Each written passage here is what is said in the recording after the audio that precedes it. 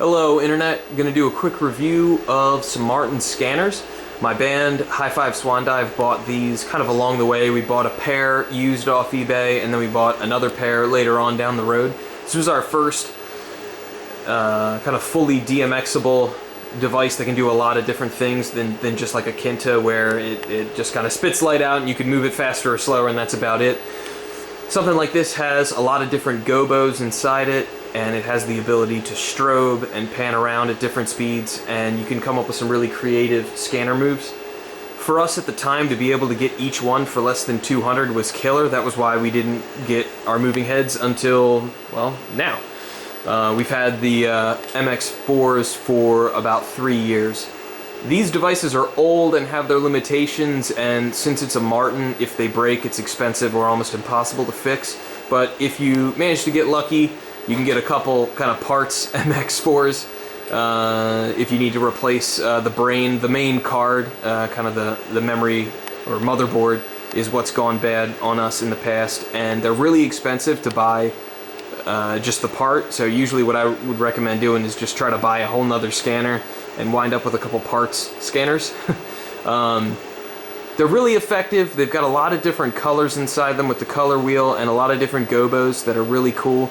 These were our main pieces for a long time, and I think we're still going to be using them for at least the next couple years. They're effective, and even with the big movers, they just kind of complement the movers great. So we're going to be keeping them for a bit. Maybe eventually we'll replace them with some like smaller moving heads to put up on the truss, but for right now they've been fantastic. I need to replace the bulbs on them. They are a little long, just a little old.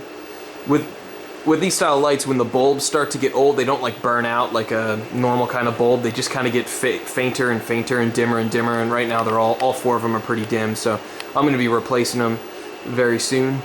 If you poke around online, you can find suppliers that'll do the mirrors. We have like aftermarket, just cheapo mirrors. Somebody in England sell them to you for cheap. I think I got 4 for like $100, including shipping. So the mirrors are what goes bad on them, because the Martin mirrors back in the day were pretty thin and they break. So most of ours are actually replaced. I don't think we have any original mirrors. Maybe that one is the only original mirror.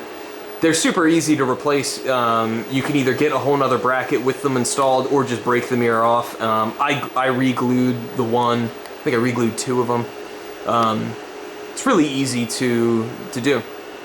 So they're cool lights for cheap, since they came out around 2000, 2001, I think. So you can get them on eBay for pretty cheap, and that's why we did it instead of going with a moving head until about now.